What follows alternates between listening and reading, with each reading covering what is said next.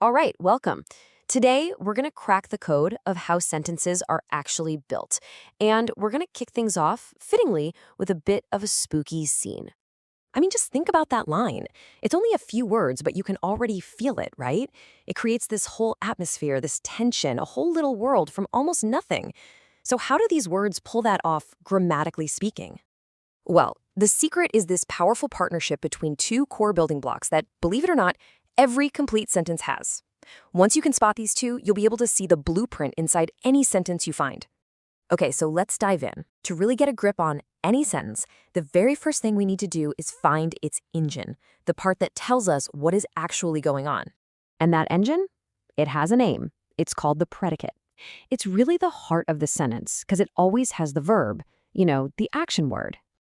So, how do you actually find this thing? Well, it's way easier than you might think. You just have to put on your detective hat for a second and ask one simple question. All right, let's take it for a spin. Maria is telling a ghost story. If we ask our question, what is happening? Boom! Is telling just pops right out. That's it. That's our predicate. But here's where it gets interesting. Predicates are super flexible.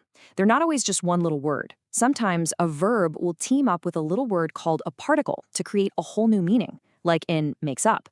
Or you can get this whole chain of verbs all working together, like the very determined would like to try to scare. And sometimes a single word predicate is all you need for a complete command, like sit. Okay, so we've found the action. The next obvious question is, well, who or what is actually doing it? Who's running the show here? And that's where our second key building block comes into play, the subject. This is the part that tells us who or what the whole sentence is really about. And finding it is pretty much the same deal. You find that predicate first, the action, and then you just ask who or what is doing the action. Let's jump back to Maria. We already know the predicate is telling. So let's ask our question. Who is telling a ghost story? The answer is obvious, right? Maria. And there you go. Maria is our subject. Easy as that. Now this is a really important point. The subject is usually the one doing something. But, and this is a big but, that's not always how it works. Sometimes the subject is the one that something is happening to. So if we say, Lingo is scared, our little question trick still works perfectly. Who is scared? Lingo. See? He's the subject, even though he's not the one doing the scaring. So you see, these two, the subject and the predicate, they're like a dynamic duo. But the subject isn't always just a simple name like Maria. Oh no, it can get way more complex. Yeah, subjects can be a lot more than just one word. They can be this whole descriptive phrase, right?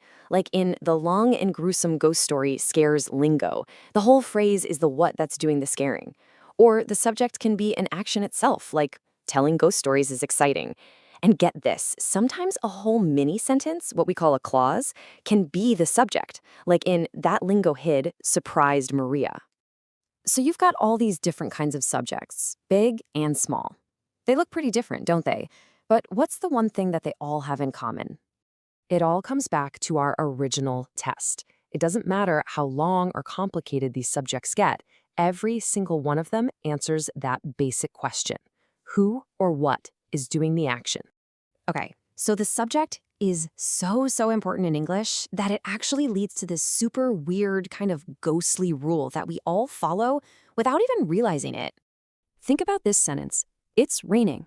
We say it all the time. Totally normal, right? We know exactly what it means. But wait a second. Let's actually use our detective trick here. The predicate, the action, is raining. So who or what is raining? The rain? That doesn't really work. What is this it even talking about? The sky? The weather? There's no real doer here, is there?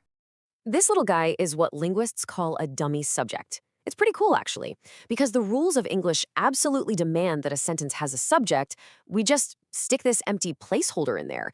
This little ghost word it just sits there to make the grammar work. And what's wild is that a ton of other languages don't need to do this at all. So now that you know all this, when you see a sentence like, the ghost disappeared, you can instantly see the two main players. First, what happened? Disappeared. That's our predicate. And second, who or what disappeared? The ghost. That's our subject. Bam. See? Once you know the two simple questions to ask, you'll find that cracking the code of any sentence is, well, frightfully simple. And it kind of makes you think, right? Now that you can see this basic blueprint, what other hidden rules are waiting to be discovered in the language we use every single day?